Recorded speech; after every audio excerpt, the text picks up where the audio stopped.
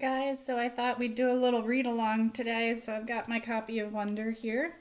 We are going to be starting part 2, Via. All right, so if you want to read along with me, get out your books and open them to page 81, part 2, Via. Far above the world, planet Earth is blue, and there's nothing I can do. That is a quote from David Bowie, Space Oddity. A tour of the galaxy. August is the sun. Me and Mom and Dad are planets orbiting the sun. The rest of our family and friends are asteroids and comets floating around the planets orbiting the sun.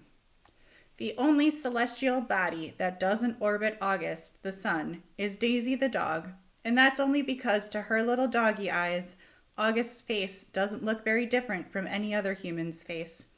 To Daisy, all our faces look alike, as flat and pale as the moon. I'm used to the way this universe works.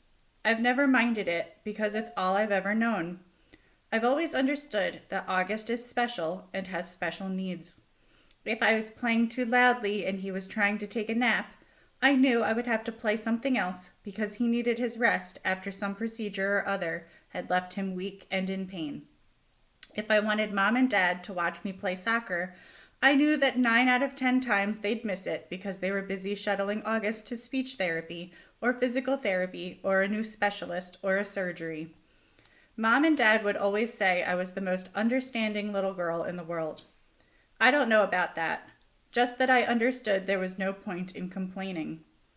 I've seen August after his surgeries, his little face bandaged up and swollen, his tiny body full of IVs and tubes to keep him alive. After you've seen someone else going through that, it feels kind of crazy to complain over not getting the toy you had asked for, or your mom missing a school play. I knew this even when I was 6 years old. No one ever told it to me. I just knew it. So I've gotten used to not complaining, and I've gotten used to not bothering Mom and Dad with little stuff. I've gotten used to figuring things out on my own, how to put toys together, how to organize my life so I don't miss friends' birthday parties, how to stay on top of my schoolwork so I never fall behind in class. I've never asked for help with my homework, never needed reminding to finish a project or study for a test. If I was having trouble with a subject in school, I'd go home and study it until I figured it out on my own. I taught myself how to convert fractions into decimal points by going online. I've done every school project pretty much by myself. When Mom or Dad ask me how things are going in school, I've always said, good, even when it hasn't always been so good. My worst day, worst fall, worst headache, worst bruise, worst cramp, worst mean thing anyone could say has always been nothing compared to what August has gone through. This isn't me being noble, by the way. It's just the way I know it is.